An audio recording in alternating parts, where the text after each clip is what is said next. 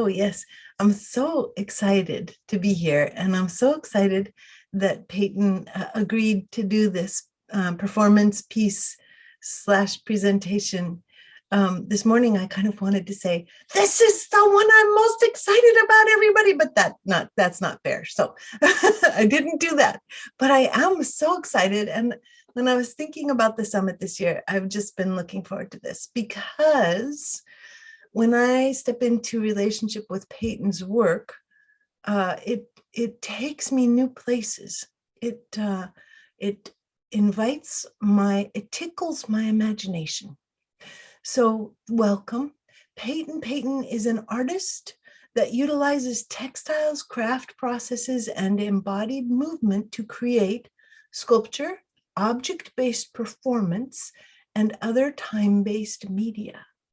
After receiving an MFA in sculpture from the Yale School of Art in 2020, Peyton discovered this work of resonance and began to reorient their practice through the lens of relational neuroscience, time travel resonance, polyvagal theory, and transgenerational trauma.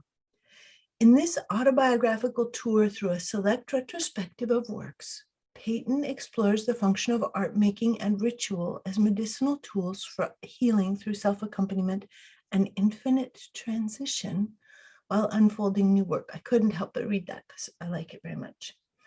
There's another little blurb that's the one that I was supposed to read, which is shorter, which is artist, weaver, writer, gardener, and tarot reader specializing in sculpture, performance, craft, and digestion. Welcome, Peyton. I am absolutely over the moon. Thank you for being here with us. I leave it to you. Thank you, Sarah. And I'm gonna share my screen. Okay. Oh, let me see. There we go. Okay, is that working? Can you? Yep. No, it's a full screen slideshow. Okay, great.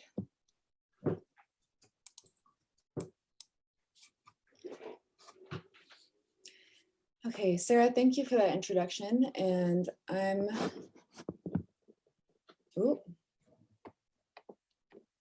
okay. So when I was in art school at the University of Georgia, I was maybe 20 years old and I had just changed my major to sculpture. And I had this dream that I was sitting in the lecture hall that we would have visiting artists come and give a lecture in. And in the dream, I was being introduced to give a talk. And I was kind of aware that I was dreaming, and I was kind of looking around and being like, okay, this is good. I'm gonna be an artist. I can't wait to see what my work's gonna be like.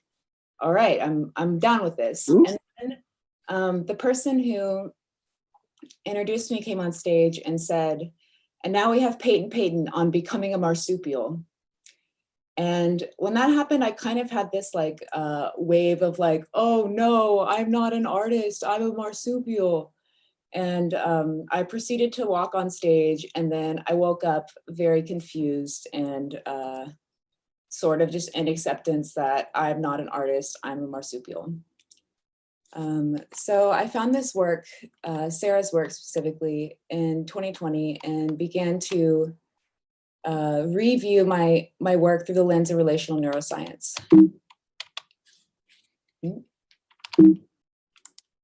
Oh, okay. So I'm a marsupial and I make sculptures, and sculpture in this context is a wide umbrella. I work with objects and my own body in relation to space. And this includes many crafts processes, textiles, movement, performance, and ritual. And I would even go as far as to say that family constellations could be seen as a sculptural practice, because in constellations work, we're looking at relationships in space. And spatial relationships are the same thing that we're sort of looking at in critique for sculpture. So this is going to be an autobiographical walkthrough of my art practice through the metaphor of a marsupial, who in this context is a creature that practices semi-external incubation through a pouch that is somewhere between the inside and the outside of their body. I make work about the awkwardness and tragic hilarity of being in a body. I digest my studio practice through observation and accumulation while simultaneously being digested by time.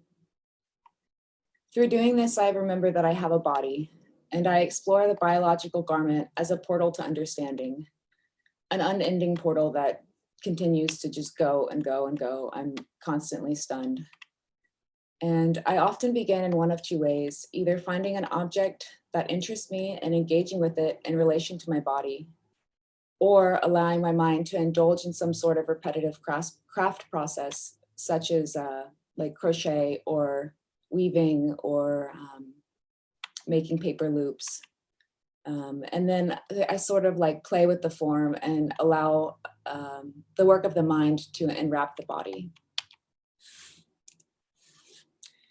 So depending on where you are in the world, you may or may not be familiar with the possum. And my favorite thing about the possum is that if you startle a possum, or if you sneak up on it, or it's surprised, it will play dead, and people call that playing possum. And I was really interested to find recently that when a possum is playing possum, it's actually not acting at all. It's experiencing an involuntary trauma response. So if you surprise a possum and it plays dead, it's basically like disassociating or having some sort of trauma response, maybe even alarmed aloneness, I don't know. But I really connect with this image of a possum who has dropped its body because I have a funny medical history of fainting in unexpected situations. So ever since I was like a young kid, I would faint a couple times a year. And I remember my doctor telling my mom that it was some sort of vagus nerve sensitivity, and him asking her if we had any other relatives that faint for a living. So after fainting like a couple times a year, all through my childhood and into adulthood, I started to do my own research. And at this point, I had also was dealing with like autoimmune and digestive issues. So it was kind of only a matter of time before I started looking into the work of Stephen Porges and polyvagal theory. So this picture, when I found it, I did not fully understand it. And sometimes I still don't fully understand it. But the important thing about this picture is that standing beside it was this woman named Sarah. And my assigned name at birth was Sarah, and my last name is Peyton. So this image really stood out to me because my name used to be Peyton Peyton. And I just want to celebrate that like synchronicity, because it really like caught my attention, and I became very interested in Sarah's work. And it's funny because at this point in my research with the digestive issues and the autoimmune and the fainting, I was sort of ready to acknowledge that the fainting was probably a part of my nervous system from before I changed my name, and that I would need to go back and somehow like visit or deal with some parts of my younger self in order to fully understand and hopefully eventually change it. So about 2 years after finding this image, my intention for becoming one of Sarah's students had a lot to do with integrating the splitting of the self that I had intentionally carried out as I turned 18 and changed my name from Sarah Peyton to Peyton Peyton. So names create a bond between biography and biology. And biography in this context is the traced record of a name through time. My name was Sarah, and this was Sarah's body. And this was the last piece that I made before I turned 18, changed my name, and went away to Outward Bound. When I changed my name, I was leaving myself behind. I didn't want to have the wounds that Sarah had and the endlessly associative brain. I wanted to escape from the pain and the expectations that I had been carrying and shift away from my past. And a name change can be a really powerful thing. And for anyone who knows someone who's going through a name change, or has perhaps a child who's changing their name, or is themselves going through a name change, agreeing to go with that person and call them by their new name is one of the most important ways that you can resonate and support this process of sort of dropping the skin that doesn't fit anymore and embracing the future self that the person is stepping towards.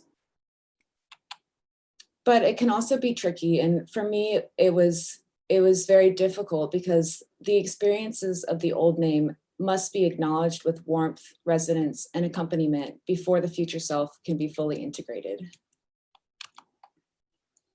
And this is just a general definition of resonance that Sarah uses, and that's that resonance is this experience of another human understanding what is happening for you and you being able to say yes to their expression of understanding.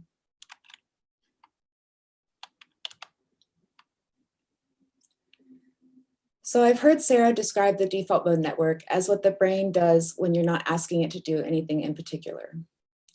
If we've had unaccompanied trauma, then the default mode network can be very uncomfortable. I love craft and I love to crochet, and here I'm making chainmail out of paper that I had covered entirely with automatic writing and then sort of minced into these strips and are taping into loops.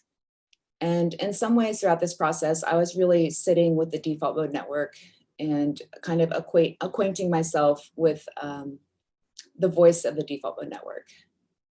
And craft is interesting in this way because when things are more intricate, such as like a more complicated crochet pattern, or if you're learning to knit for the first time, or even if you're doing something like a mindless craft but listening to an audiobook at the same time, then the default mode network is actually not engaged. So, you know, it's sort of like sometimes you're like swimming in the headwater of the default mode network, and sometimes you can be more in like avoidance of the default mode network.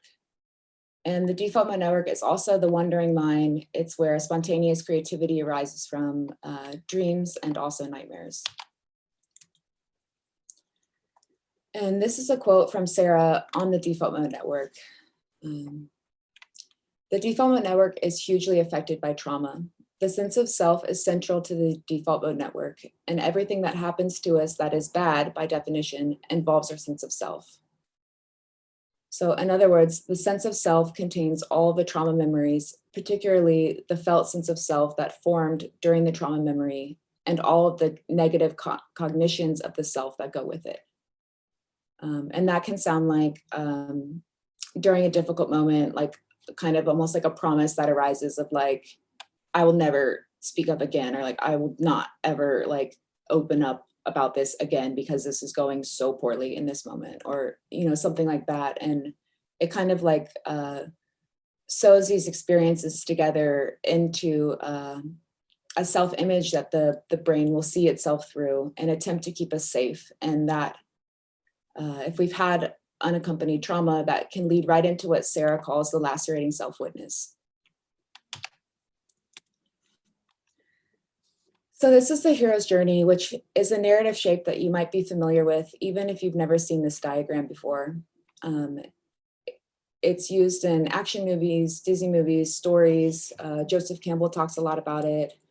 This area down here is kind of like the underworld of it, and that's where a lot of you know, important work and art making sort of happens, at least for me.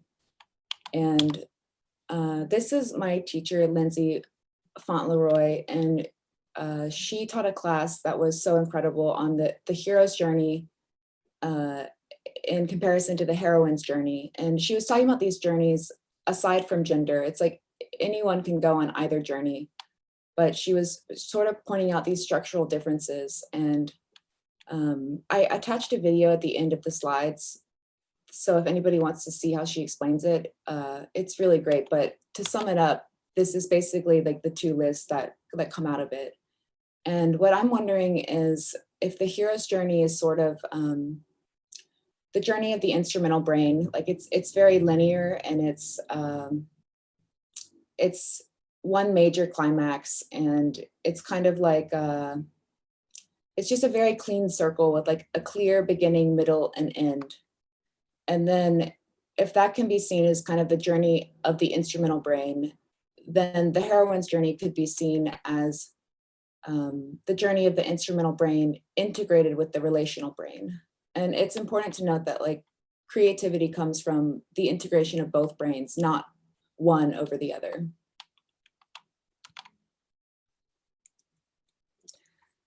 So here it is again in another form, and this is Sarah Peyton's hero journey. hero's journey for healing with time travel resonance for trauma. And in order to go on this journey, the relational brain and the instrumental brain must be integrated, or we must cross this threshold with this resonating self-witness, which is here right before we cross the horizon, or with a resonance partner or friend that can go into the underworld with us and provide warmth and accompaniment. And if we do not have access to that, then we can't experience enough resonance in our life to reflect that to ourselves when we embark on a journey. So going on this journey with the instrumental brain without the relational brain on board, or like an external source of warmth and resonance, looks a little bit different, more like this. And this would be like going on the journey with the lacerating self-witness and descending into the underworld without the self-resonating witness. So after meeting the lacerating self-witness throughout all the hours that I spent doing repetitive craft processes, I was aware enough to know that it was time for me to take a journey, and not aware enough or accompanied enough to know that I needed resonance and relationality in order to effectively go with myself into the underworld. So at this point, I was maybe 20, and I had been going by Peyton for 2 years and still living in a very uncomfortable brain and not totally aware of why, but definitely ready to make a change. So I decided that it would be a good idea to stop taking the ADHD medication that I had taken since I was 8 years old. And I also decided that the most logical way to do this would be to dress up as my father for a week. So again, creativity arises from both hemispheres working together, or both brains working together. But I suspect that this smells a lot like the instrumental brain. And, you know, the instrumental brain really likes to get things done. It wants a clear beginning, middle, and end. And I just feel like this was probably the part of my brain that this idea arose from. And not only that, but my instrumental brain had decided that my dad's instrumental brain would be an even better brain to take on the task of spontaneously not needing the pharmaceutical support that was helping me get through school and, you know, sort of live in this world with a certain type of brain.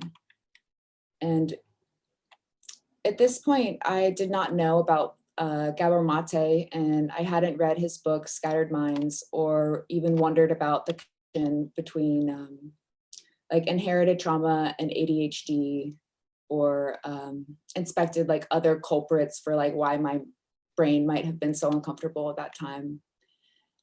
And I didn't know that when a person has ADHD, the default mode network will spontaneously take over the brain. And I didn't know that neurodivergence is not something that you can like wish or rename yourself out of. And this is not something that I would do now, and never something that I would support anybody else doing. This isn't even an idea that I would come up with now. But since we're seeing how this journey goes with the lacerating self-witness, crossing the threshold with the instrumental brain accompanied by the lacerating self-witness without an intact sense of self and without a resonating self-witness, it's extremely difficult to go on a journey without accompaniment and to integrate both brains when the relational brain is not a safe place to exist. So I made this piece in 2018, and it's a soap ladder, and it's titled Amig to Goddamn. And it's very satisfying to be showing this in this context specifically, because the title is almost an inside joke that is kind of like geared for specifically this audience. But descending into the underworld with a brain that has been gaslit or experienced trauma or survived narcissistic abuse is a lot more like falling. And I've noticed across years of journaling that when I'm not doing well, I use the language of falling and slipping and skydiving to describe like the infinite drop I can feel in my stomach when my environment feels out of control or reminiscent from another time. And even like talking about this now, I can kind of feel like the pit in my stomach of sort of wondering, like, it's almost like a bracing for impact on like, you know, wondering like what will happen if I don't land on my feet, or yeah, even just looking at it now. So if we cannot go into the relational brain and take all of our warmth and resonant tools with us, we stay in the instrumental brain. And sometimes that leads to something along the lines of dressing up in our father's clothes, or at least that's what it was for me. And hopefully for everyone, it's different. But a default mode network without the resonant experiences that structure the relational brain or the right hemisphere, we're left with a dominant instrumental brain. And in this situation, I've heard Sarah describe the relational brain as hell. And I think that I can attest to that, because needless to say, this didn't go well. The experiment did not go well. And what I learned from the failure of this experiment was that change has to come from the inside in order to ripple out. So stepping into the shell of another person is not how we resonate with ourselves.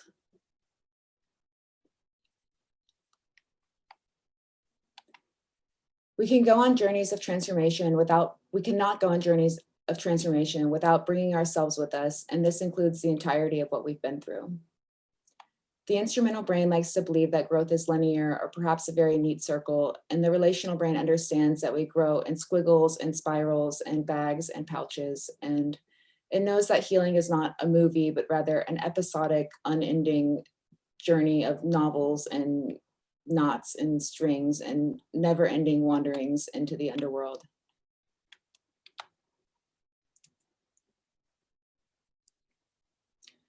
So at this point, I had sort of tried to cross into the underworld, and it didn't go so well. So I'm kind of realizing that the journey is long and complicated and not linear. It's not simple, and things are not going to be like somehow better overnight, or it's not going to take a week to change the brain, and that it's going to be somewhat unpredictable. So coming back to the overworld and preparing for the next journey into the underworld. And at this point, before crossing the threshold, switching who's going to come with me inside my brain. I was living with my friend Iris, and she was my roommate at the time, and she was someone who understood the frustration of needing medication and of being in school with a certain type of brain that school perhaps couldn't like fully accommodate. And I lived with her while she was working on her thesis show, her last semester in school. And at the end of the semester, she moved out, and then I began to work on my thesis show as it was my last semester of school. And one of my favorite things that I've learned in this world of relational neuroscience is that when we experience accompaniment in relationship, those people that we experience the warmth with, they get to travel with us in our brain, even when they are gone. And the brain learns how to hold itself and others through the experience of being held. So, in other words, our brain remembers the experience of warmth and resonance and learns how to hold the warmth and resonance and eventually provide it for ourselves and for each other.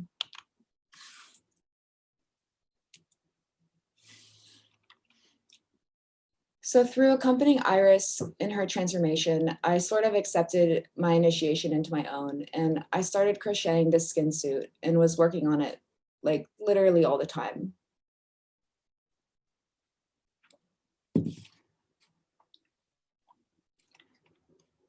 I would have a bunch of yarn in this, like you can kind of see this fanny pack over here. And so I would have this like on me all the time, and it was filled with yarn, and I would be unraveling it. And, you know, I'd go to class, like not with the intention to pay attention or learn. I'd go and I'd be like, okay, today in class, I'm going to like replicate my elbow perfectly. And then I'm going to come back and attach it, and I'm going to go shape by shape. And I sort of felt like a spider because I was constantly pulling this thread out of my abdomen. But then I had a dream about being a marsupial, so that didn't really stick. But I started this journey of reclaiming the body, and with this gesture, I remembered that I have a body. And by working on this constantly, I sort of had this this like external incubation going on as I continue to sit with myself.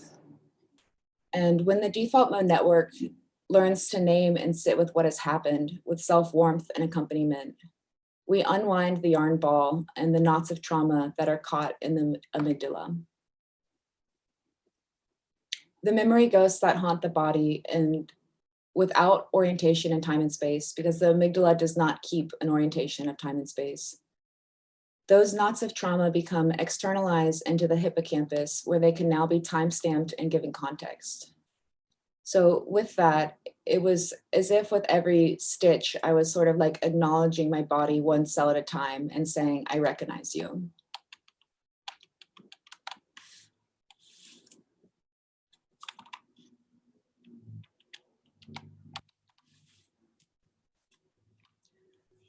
So crossing the threshold with the relational brain, accompanied by the resonating self-witness. While I retraced my body, I began to see myself through the entirety of what I've been through. For the first time since changing my name 4 years later, I began to remember Sarah.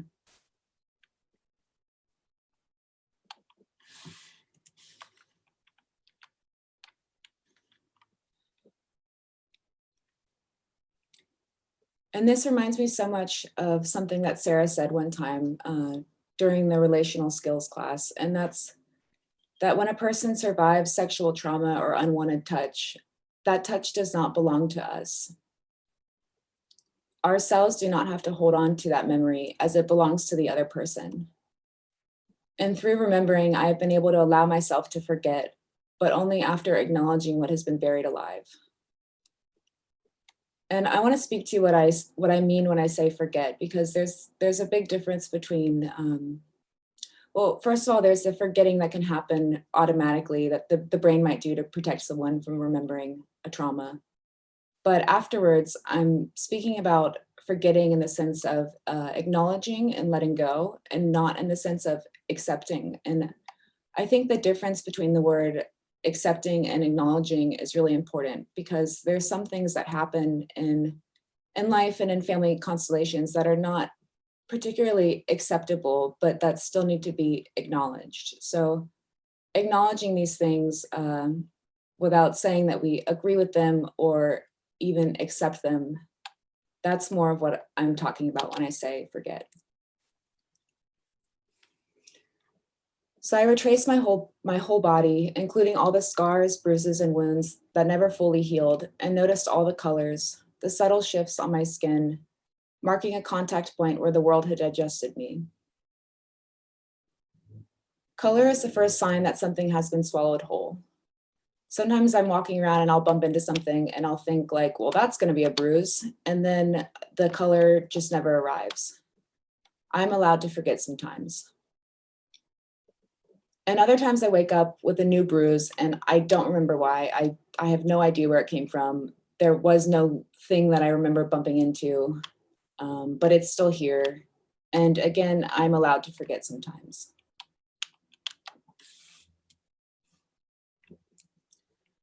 Alarmed aloneness feels like being digested. Feeling safe feels like being able to digest.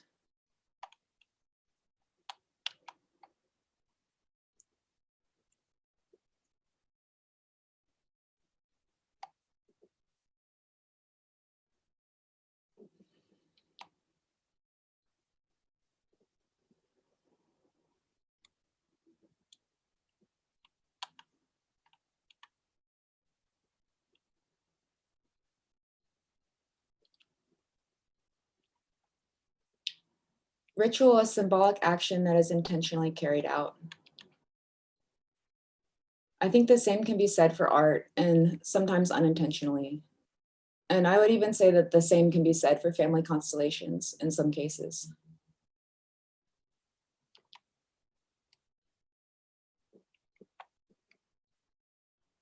And if dreams are how the subconscious communicates with the conscious mind, then ritual is how the conscious mind communicates with the unconscious mind.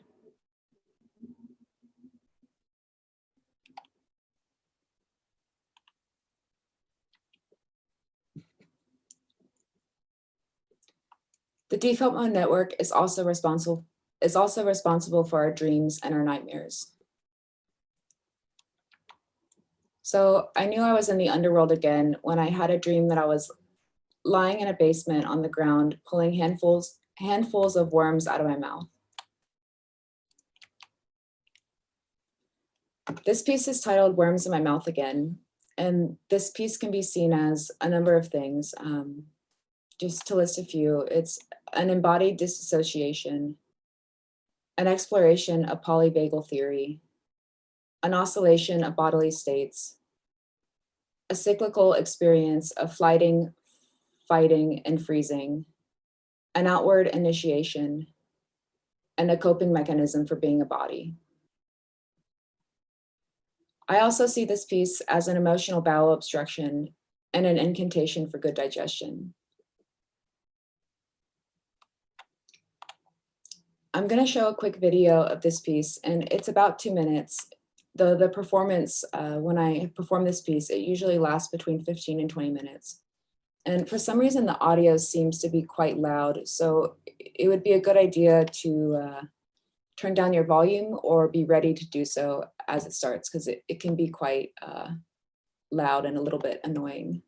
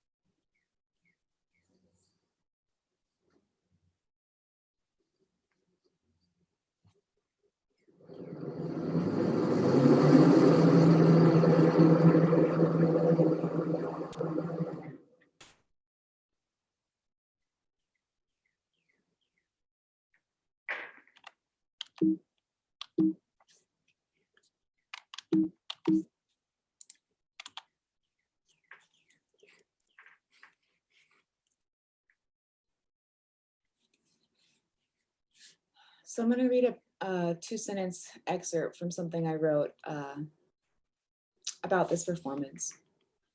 Digestion begins in the mouth. The opening of the mouth is the hypnagogic threshold between waking and dreaming, where the dreamer slips under to be digested and to passively digest a dream. In other words, I digest dreams, but am digested by nightmares. And again, alarmed aloneness feels like being digested, and safety feels like being able to digest. And I want to speak briefly to what it's like to be inside of the worm, because it's interesting, because in some ways it's like I totally dropped my body and didn't even have a body, and then in other ways it was sort of like like sinking to this giant puppet, and it was like my whole body became the worm itself. And the more that I like performed in it, the more that I learned how to operate it. And like I'd be in it and I could look up and see if it's like twisted one way or the other, and I would know how to roll to like untwist it. And I could, you know, I could orient myself within the worm because I knew the color sequence. But every time I came out, it was always a total surprise to me where I was in the room. And when the fans are on, the sound is really like scary, and it's loud and the thing inflates. But on the inside, that's actually like the best time because I can move so freely and so fast, and no one can even see where I am in the worm. And then as it deflates is when, like, you know, things really slow down and there's not much to you know, it's more of like a struggle. And yeah, so being in the worm is sort of it's just this very strange, like endless tunnel that kind of like will map the room based on the size of the room and the dimensions. And you know, it'll like go up the wall and go across the floor and change directions in a second. Yeah. So at this point, the journey is looking like less and less like a circle or even a spiral, and more like a pile of pasta or something. And as you can see, we're going right back into the underworld.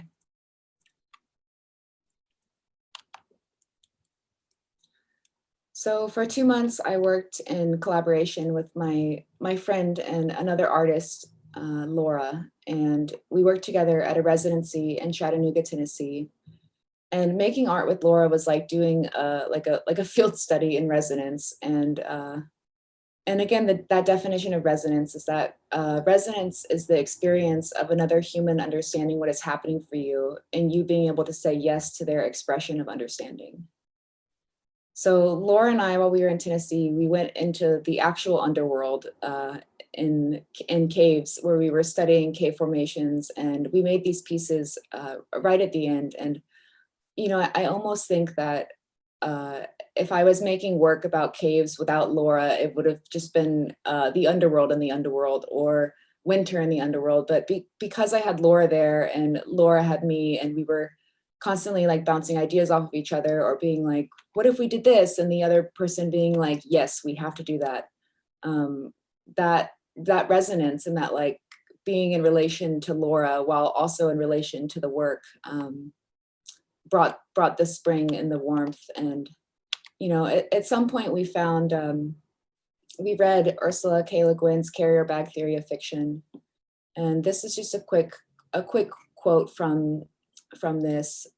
And when Laura and I read this, it changed the way that we were thinking and talking about change. And you know, heroes were no longer relevant, and we weren't hunting anymore. We were only gathering, and everything became endlessly associative, and everything became meaningful. And what I'm wondering is that if the heroine's journey is the journey of the integrated brain, then maybe the relational brain is a bag.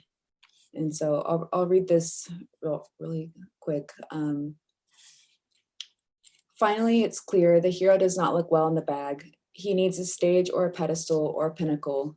You put him in a bag and he looks like a rabbit, like a potato. That's why I like novels. Instead of heroes, they have people in them.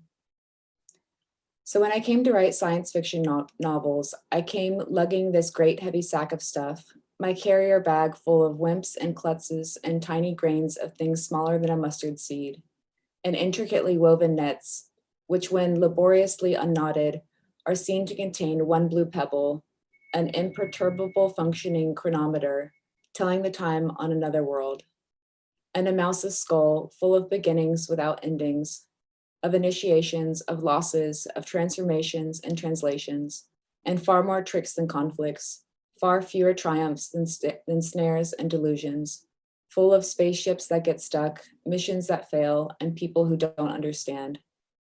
I said it was hard to make a gripping tale of how we wrested in the wild oats from their husks, but I didn't say it was impossible. Whoever said writing a novel was easy?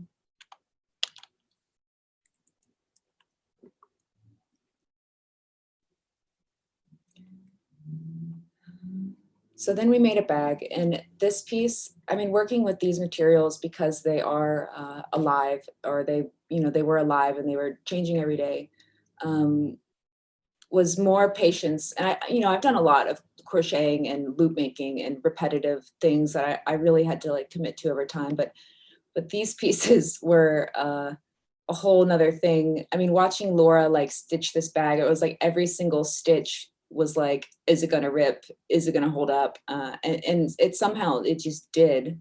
And then even like with the stalactites, we had installed in a room that wasn't temperature controlled. So at night it would get really cold, and in the morning we would come down and like one or two would have fallen because it's beeswax, and the wax changes with the temperature. And and if I had done this piece alone, that I think the maintenance of having to revisit the installation and like touch it up every day would have been too much, or would have been annoying. But because like Laura and we would eat breakfast, and then we would go to the gallery and we check on it, and if a stalactite fell, we'd just like stick it right back up. We'd check on the bag, we'd smell it, see how it was rotting or not. And yeah, it was an exercise in patience for sure.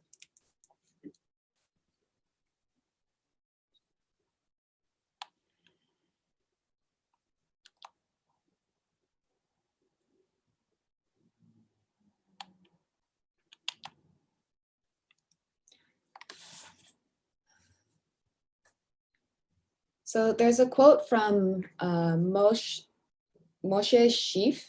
Gif, that Sarah mentions sometimes, and that is that our mother is in every cell of our prefrontal cortex. And by acknowledging the truth of transgenerational trauma, I stopped seeing myself as a person with a bag and starting seeing myself as a person who is also a bag as a person. And then next, I stepped inside of the bag. And I'm working with moving blankets a lot. And every time I work with moving blankets, I'm thinking about and directly looking at family constellations practices.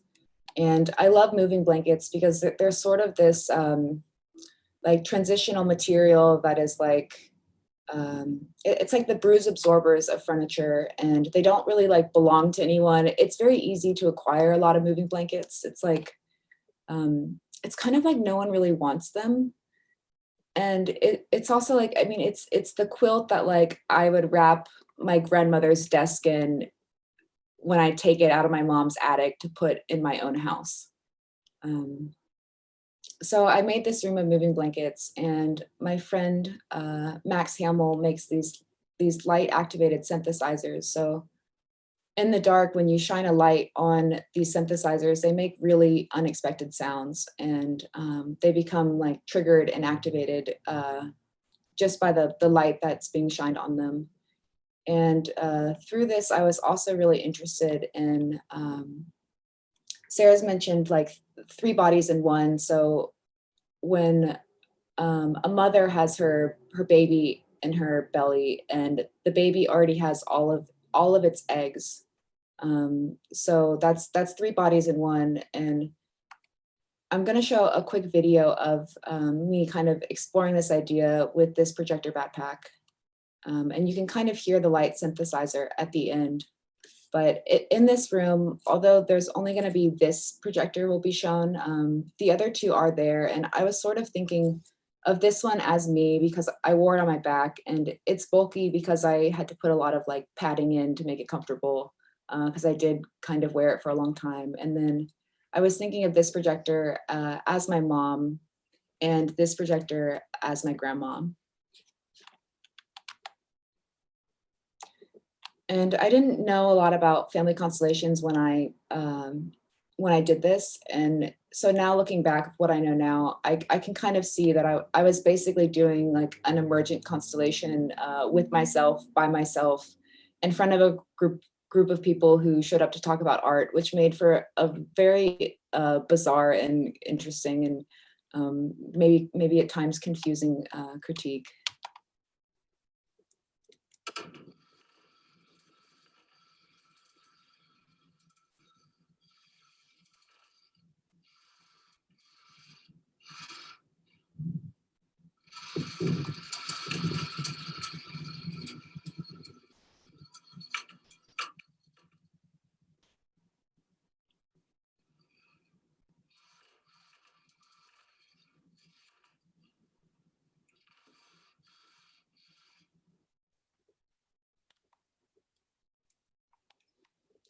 And I mean, there's so much to be said about like light and lineage and, the flow of love through the family line and the amygdala. And doing this piece, it was sort of like stumbling around in an attic of family generational trauma and finding all these outdated contracts and promises that my mom had made to herself, or that my mom's mom had made at some point, and just kind of being able to acknowledge the connectedness and also the separateness of my body from these other bodies in my family.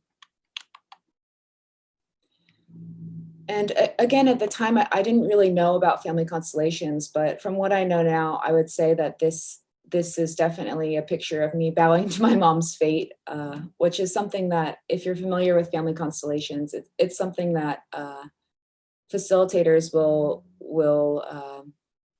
encourage or push the seeker to do, to allow for the client to have more movement and emergence. So bowing to the fate of family members that we are maybe like waiting with, or on some level still standing next to.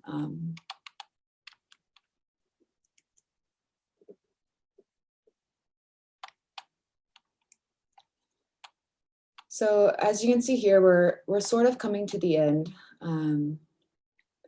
But before we do, I want to highlight something that I already mentioned.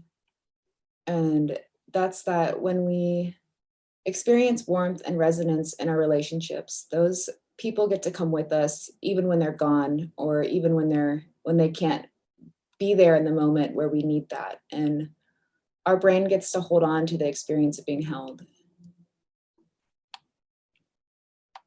So for example, I'm not the most comfortable like public speaker, and so this is an example of all of the people who are like kind of sitting around me in my brain in some level, with me as I'm like kind of walking through this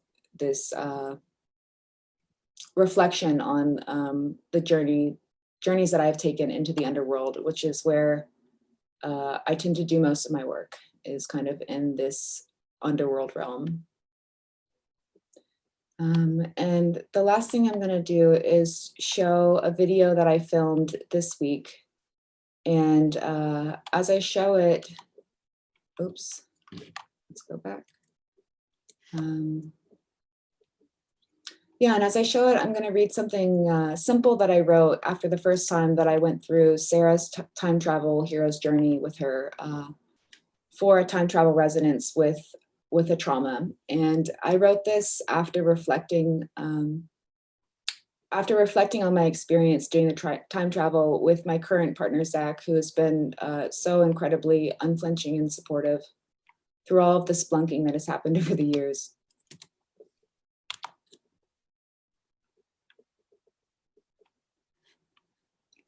I didn't cry the first time I traveled through time. I cried the next day when I explained what has happened to me to a person who cares. Then and only then was I able to access my tears to finally cry. In the moment that my pain came back to me, a pain so infected, so buried alive. Through the despaired eyes of someone who loves and believes, a person who loves to believe, that I am worthy of safety, acknowledgement, and acceptance. By the relentless extension of a seeking hand, I am loved. Despite what has happened, my pain made valid through another, I will work the rest of my life to validate the pain of those who cannot see themselves with the grace of the entirety of what they've been through. When he saw me seeing myself with my new name sitting beside my old name, I retrieved myself. Thank you.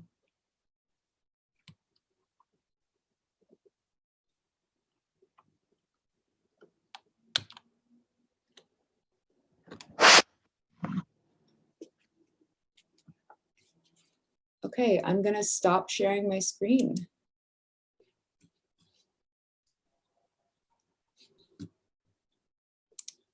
Oh.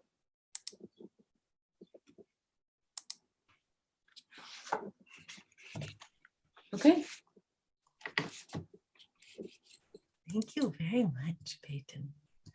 would you what would you enjoy in this moment? Would you enjoy first to begin with like body sensations or people's needs met, gifts received?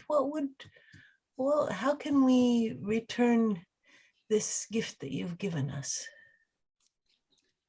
I would be happy to do, we could do maybe needs met and gifts received, and then maybe questions if there's any questions.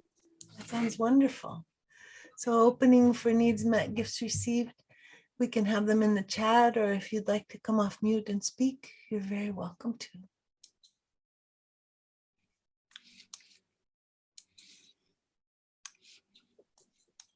And Kay writes, creativity abounding. And Charisse writes, captivating, Peyton.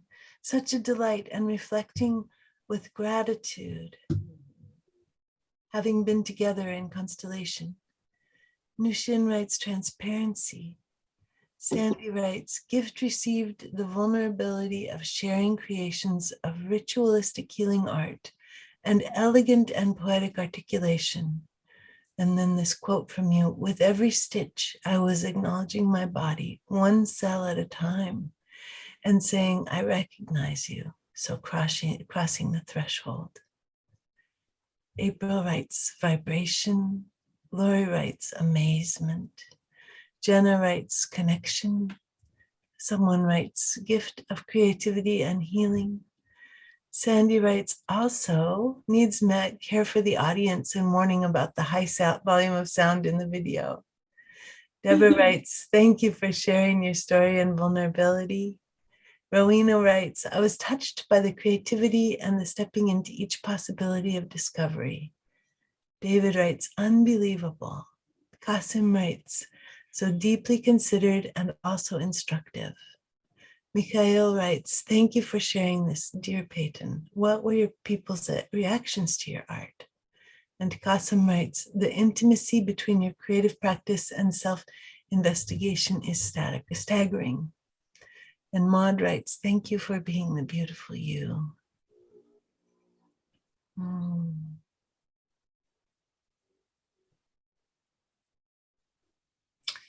And for me, I want to name the wonder of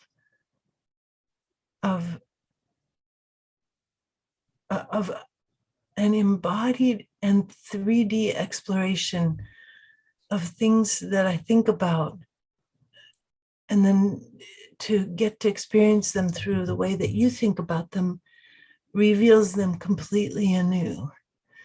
So thank you so much. Just very grateful. Iris writes, warmth and resonance in our relationships, our brain carries and gets the experience of being held.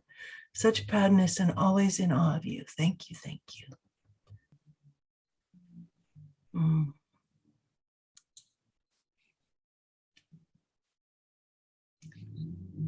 And then Peyton is very happy to have any questions that people have.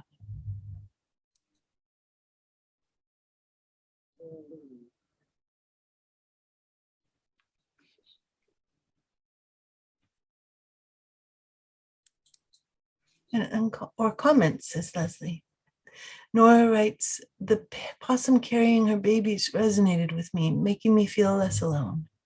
Thank you for sharing your art and your heart.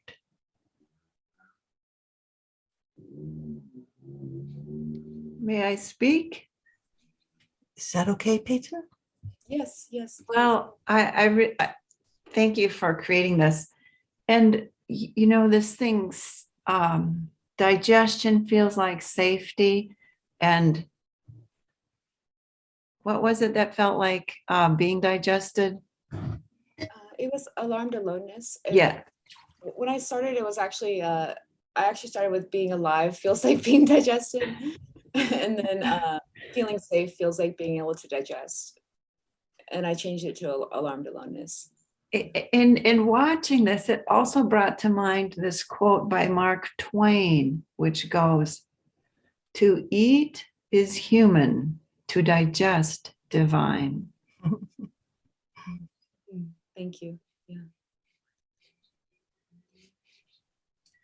And David writes, my trauma first showed up as ulcerative colitis when a child. Very graphic and embodied. Thank you.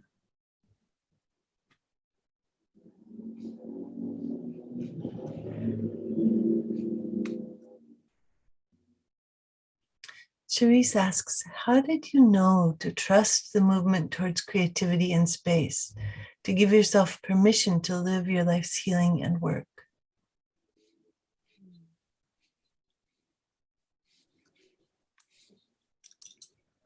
To that, I would say that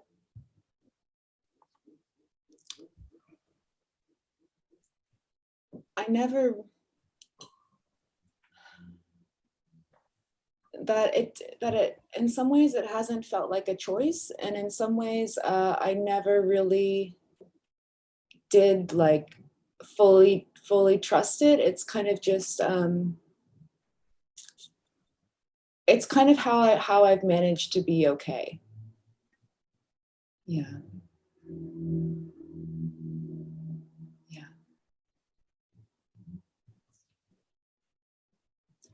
Cherise writes, I love that. Thank you, Peyton. Thank you, Cherise. David writes, how it spilled out. Jenna writes, mahalo, beautiful. There was a question above from Mikhail of how do people respond? What happens in the world of art?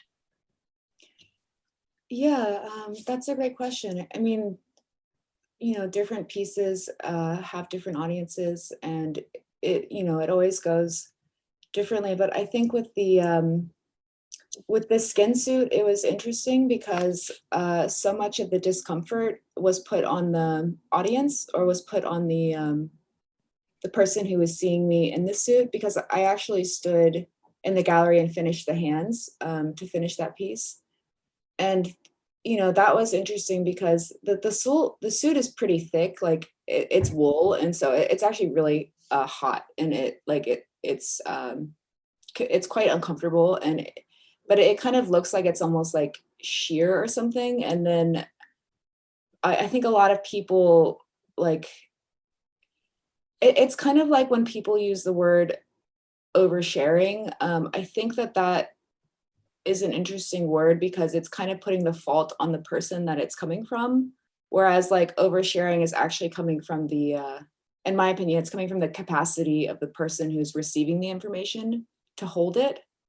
So, that piece was interesting because it really like confronted the audience in this like way where they kind of like where their brain was deciding in a split second, like if they were comfortable. And also it's also just very weird to like play with nudity in a professional environment.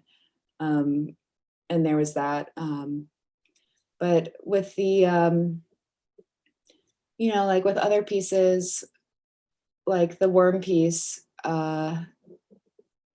that piece has like gone a number of ways because I've performed it in so many different settings, and in some rooms, like it would kind of like push the audience around and like kind of make its own path. And there were times where I was doing it and like I could feel that the room was like very like everyone was laughing and like it was very playful, and I was kind of like, oh, interesting, this is like going a certain way. And then there were other times where I was doing it and I would be in the room, I'd be like, man, this room feels really tense, like it is, I wonder what's going on out there. And it's interesting because the only thing that's different every time I do it is me. So I don't know if it's something that like I'm going into it with, or if it's just like the state of the bodies in the room, or if people like have a tendency to be concerned or to be able to relax into it. And then one time I had done that piece where my mom was there, and I was in a room that was like a little bit too small for it to fully unfold. And so it got kind of tangled. And then at some point my mom was like, I don't like this, like get it open. And from inside the worm, like the only word that I've ever spoken from inside the worm, I went, Mom. And like my friends like stepped in and like tangled it, and I kept going. But for my mom, it was a hard piece to watch. And sometimes for some people it's very playful. And I think the most perplexed audience I've ever had was with the Blue Room. I think if there were people who knew family constellations, or even if I knew a little bit more about family constellations before I did that, we would have left with more answers than questions. Yeah, so I don't know. For me, like the hardest part is moving from the studio to the gallery. Like I feel like I could make work in my studio forever and like never show anyone, but the moment of like moving into a blank room and having to like make it transport like the magic of the studio into the like empty cold room is like kind of the part that is most difficult for me, that like moment of sharing. Thank you. There's a question about the default mode network. David writes in response to what you said, you acted out what was inside. That's very intimate, expressive, and transparent. Ian's question about the default mode network is, I never thought of dreams coming from the default mode network. I have always thought of dreams coming to help me see the wisdom of my body, mind, and spirit. Am I missing something?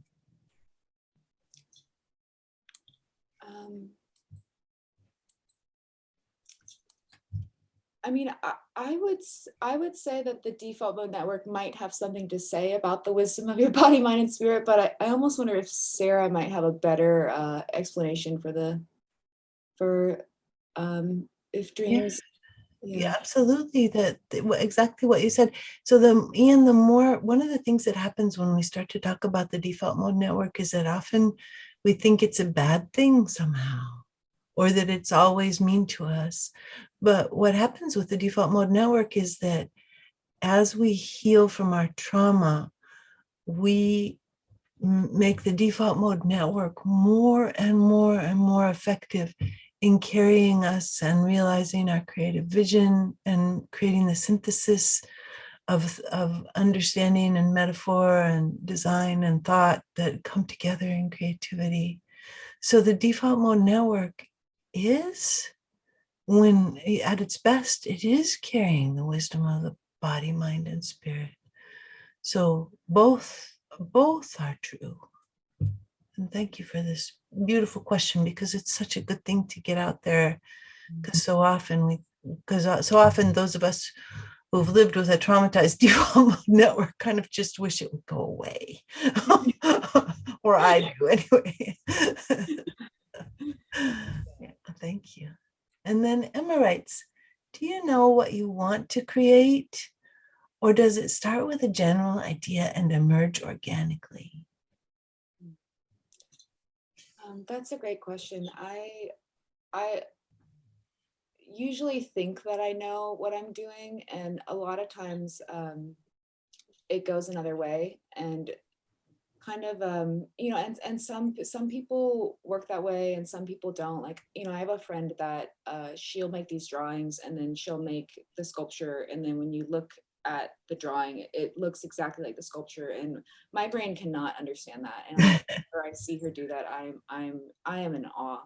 But I'll make a drawing, or I'll think I'll know what I'm doing, and then like a good example is with the worm piece. I actually didn't even know that I was going to get inside it until like the end. I thought I was just making an inflatable organ, and then that came later. And even I mean, there's a lot of ways in which like I kind of joke that I get like outsmarted by my work or something. I'll be doing something, and then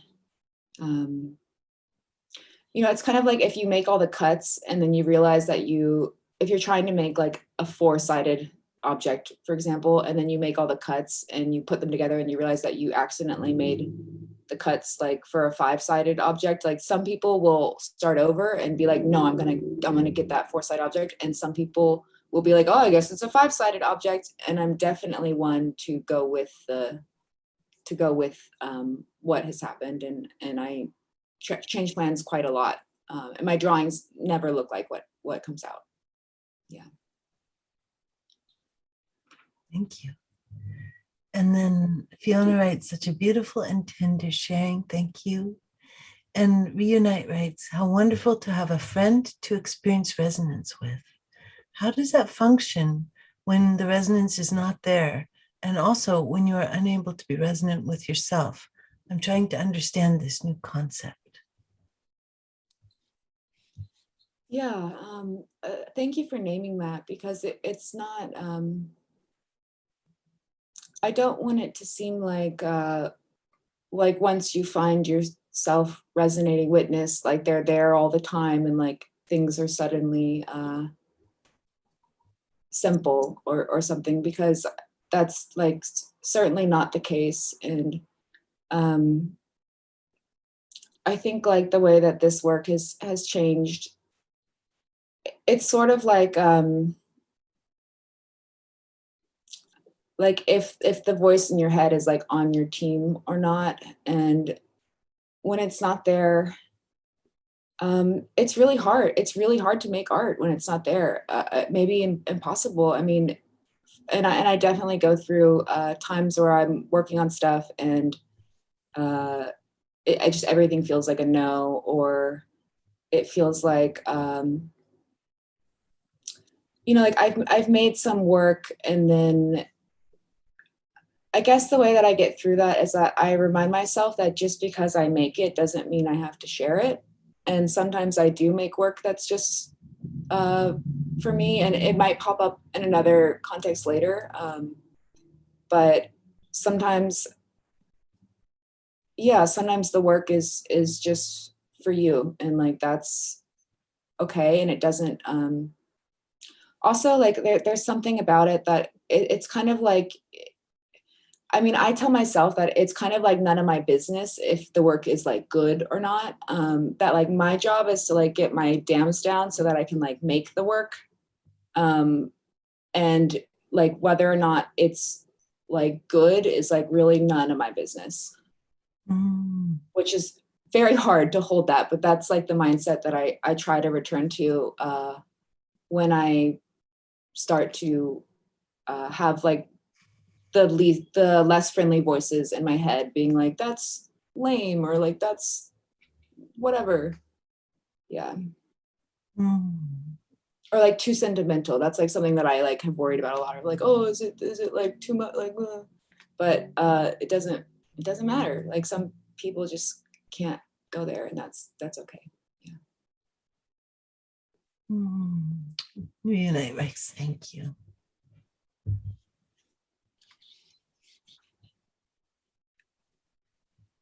Thank you very much, says Dr. Jenna Foster. I need to leave. Thank you very much, Peyton, Sarah, and all of you. Thank you, thank you. Well, thank you all for your presence and your engagement and your wonderings and your needs met and gifts received. Sandy has Peyton's website, which is wonderful to look at. Many photographs of what we got to see today and more. I always just keep coming back to that very first, the heart with the faucets attached to it. It kind of rests in me like a visual poem about the ways that we're supposed to have our love on tap for people somehow is one of the ways it speaks to me. So there are so many other things that your art says to me. Anything else that you'd like to say before we close for today, Peyton? I'm okay. Just thank you all for being here, and yeah, feel free to stay in touch. And yeah, I'm just so happy to have been able to share my work with you all. Thank you. This really was like the manifestation of a dream for me. When we were thinking about this year's summit, I said to Jaya, I want there to be an art gallery. And could we just have like an art gallery of Peyton stuff and people could like wander through it online? And then we thought of this possibility of you presenting, and I just loved it. Thank you, thank you, thank you. All right, everyone, thank you so much. We'll see you at the next presentation, which happens in about 40 minutes.